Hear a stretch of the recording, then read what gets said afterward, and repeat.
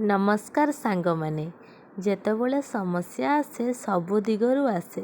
ଗୋଟିଏ ହରିଣର ହୃଦୟ ଛୁଆଁ କାହାଣୀ। ନମସ୍କାର ଦର୍ଶକ ବନ୍ଧୁ, ମୁଁ ଆଜି ଆପଣଙ୍କୁ କହିବାକୁ ଯାଉଥିବା କାହାଣୀ ଆପଣଙ୍କ ଜୀବନ ବଦଳାଇବାର ଶକ୍ତି ଅଛି। ଏକମାତ୍ର ସର୍ତ୍ତ ହେଉଛି ଆପଣଙ୍କୁ ଏହି କାହାଣୀକୁ ଭଲ ଭାବେ ଶୁଣିବାକୁ ପଡ଼ିବ। ଏ କାହାଣୀ ହେଉଛି ଏହି ପ୍ରକାରର।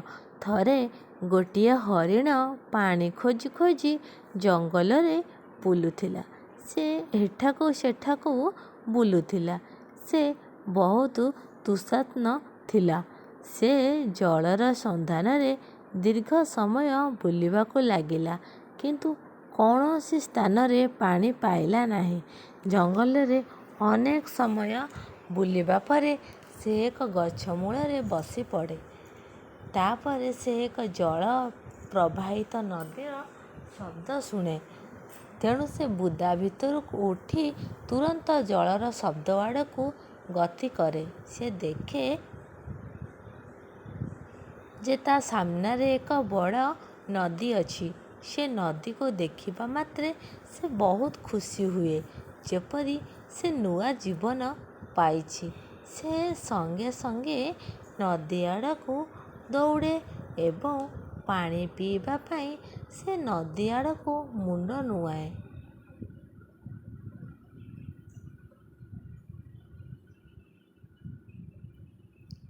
ତା ନଜରଟା ଡାହାଣ ପାର୍ଶ୍ୱରେ ପଡ଼େ।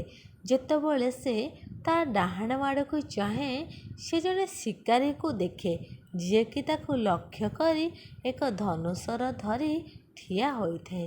ସେ ତା ବାମ ଆଡ଼କୁ ଚାହିଁ ବୁଦା ପଛରେ ଠିଆ ହୋଇଥିବା ଏକ ବାଘକୁ ଦେଖେ, ଯିଏକି ଗର୍ଜନ କରୁଥାଏ। ସେ ସବୁ କିଛି ଭୁଲିଯାଏ। କିଛି ସମୟ ପାଇଁ ସେ ତାର ତୃଷ୍ଣାକୁ ମଧ୍ୟ ଭୁଲିଯାଏ। ତାପରେ ସେ ବୁଲି ପଡ଼ି ତା ପଛକୁ ଚାହେଁ ତ ଦେଖେ ଯେ ଏକ ବିରାଟ ନିଆଁ ଲାଗିଯାଇଛି ତା ପଛପଟେ, ଯାହା ଧୀରେ ଧୀରେ ତା ଆଡ଼କୁ ଗତି କରୁଛି। ବର୍ତ୍ତମାନ ପୁଣି ଯେତେବେଳେ ସେ ଡାହାଣକୁ ଦେଖେ, ସେ ଜଣେ ଶିକାରୀକୁ ଦେଖେ, ଯିଏକି ଶିକାରକୁ ଲକ୍ଷ୍ୟ କରି ଠିଆ ହୋଇଛି। ଏବଂ ପୁଣି ଯେତେବେଳେ ସେ ତା ବାମ ଆଡ଼କୁ ଚାହେଁ, ସେ ଏକ ବାଘକୁ ଦେଖେ, ଯିଏକି ଭୋକରେ ଗର୍ଜନ କରୁଥାଏ। ସାମ୍ନାରେ ଗୋଟିଏ ବିଶାଳ ଗଭୀର ନଦୀ ଏବଂ ପଛରେ ନିଆଁ ଲାଗିଯାଇଥିଲା। ତା ପାଇଁ ସମସ୍ତ ରାସ୍ତା ବନ୍ଦ ହୋଇଯାଇଥିଲା। ସେ ଭାବେ, ମୁଁ ସବୁ ଦିଗରୁ ଅସୁବିଧାର ସମ୍ମୁଖୀନ ହୋଇଛି। ମୋତେ ସବୁ ଦିଗରୁ ଅସୁବିଧା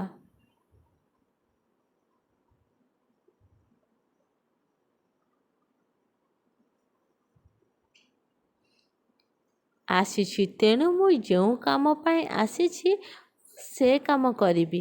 କାହିଁକି ନ ମରିବି? ମୁଁ ତ ଯେମିତି ହେଲେ ମରିବି। ମୁଁ ପାଣି ପିଇବା ପାଇଁ ଆସିଛି। ମୁଁ ପାଣି ପିଇକି କାହିଁକି ନ ମରିବି? ଏହା ଭାବି ହରିଣ ପାଣି ପିଇବା ଆରମ୍ଭ କରେ। କିନ୍ତୁ କିଛି ସମୟ ପରେ ଯେତେବେଳେ ସେ ନଦୀର ପାଣି ପିଉଥାଏ, ଆକାଶରେ ଘନ ମେଘ ଦେଖାଯାଏ ଏବଂ ବର୍ଷା ଆରମ୍ଭ ହୁଏ। ବିଜୁଳି ମାରେ। ବିଜୁଳି ଓ ଘଡ଼ଘଡ଼ି ଶବ୍ଦରେ ଶିକାରୀର ଲକ୍ଷ୍ୟ ବିଗିଡ଼ି ଯାଇ ବାଘ ପାଖରେ ଯାଇ ସର ପଡ଼େ। ତାପରେ ବାଘ ଶିକାରୀ ପଛରେ ଲାଗିଯାଏ। ଶିକାରୀ ଦୌଡ଼ି ଦୌଡ଼ି ପଳାଇବାକୁ ଲାଗେ ଏବଂ ତା ପଛେ ପଛେ ବାଘ ଦୌଡ଼ିବାକୁ ଲାଗେ। ଶିକାରୀ ଜଙ୍ଗଲ ଭିତରେ କେଉଁଠି ଲୁଚିଯାଏ ଏବଂ ବାଘ ମଧ୍ୟ ଶିକାରୀକୁ ଖୋଜି ଖୋଜି ଜଙ୍ଗଲ ଭିତରକୁ ପଳାଇଯାଏ। ହରିଣ ପଛପଟକୁ ଦେଖେ ତ ବର୍ଷା ଯୋଗୁଁ ନିଆଁ ଲିଭି ଯାଇଥାଏ। କିଛି ସମୟ ପରେ ସବୁ ଠିକ୍ ହୋଇଯାଏ। ତ ଦର୍ଶକ ବନ୍ଧୁ, ଏହି କାହାଣୀରୁ ଆମକୁ ଶିକ୍ଷା ମିଳେ ଯେ ଜଣେ ବ୍ୟକ୍ତିଙ୍କ ଜୀବନରେ ସମସ୍ୟା ଆସେ, ଏହା ଗୋଟିଏ ଦିଗରୁ ନୁହେଁ, ସବୁ ଦିଗରୁ ଆସିଥାଏ। ସେଥିପାଇଁ ଯେଉଁଥିପାଇଁ ପ୍ରତ୍ୟେକ ବ୍ୟକ୍ତି ସମସ୍ୟାକୁ ଭୟ କରନ୍ତି। ତାଙ୍କ ମୁଣ୍ଡ କାମ କରିନଥାଏ। ଏପରି ପରିସ୍ଥିତିରେ କ'ଣ କରିବା ଉଚିତ? ଆମେ ଏହି ସମୟରେ ଭୟଭୀତ ହେବା ଉଚିତ ନୁହେଁ। କେବଳ 2 ମିନିଟ୍ ପାଇଁ ଶାନ୍ତ ଭାବରେ ଚିନ୍ତା କରନ୍ତୁ। ହରିଣର ଅନେକ ବିକଳ୍ପ ଥିଲା। ସେ ପୂରା ପରିସ୍ଥିତି ଦେଖିଲା ପରେ ହରିଣ ହୁଏତ ପାଣି ଭିତରକୁ ଡେଇଁ ପଡ଼ିଥାନ୍ତା କିମ୍ବା ସେ ସେଠାରୁ ଏପଟ ସେପଟ ଦୌଡ଼ି ପଳାଇ ଯାଇଥାନ୍ତା। କିନ୍ତୁ ସେ ଶାନ୍ତ ଭାବରେ ଚିନ୍ତା କଲା ଏବଂ ନିଜ କାର୍ଯ୍ୟ ଜାରି ରଖିଲା ଏବଂ ସେ ପାଣି ପିଇବା ଆରମ୍ଭ କରିଥିଲା। ସେହିଭଳି ଜଣେ ବ୍ୟକ୍ତି ତା ସଫଳତାଠାରୁ ଦୂରରେ ରହିଥାଏ।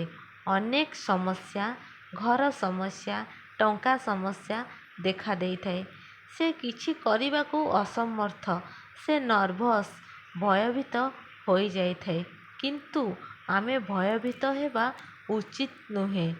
ତ ଦର୍ଶକ ବନ୍ଧୁ, ମୁଁ ଆଶା କରେ କି ଆପଣ ଏହି କାହାଣୀକୁ ପସନ୍ଦ କରିଥିବେ।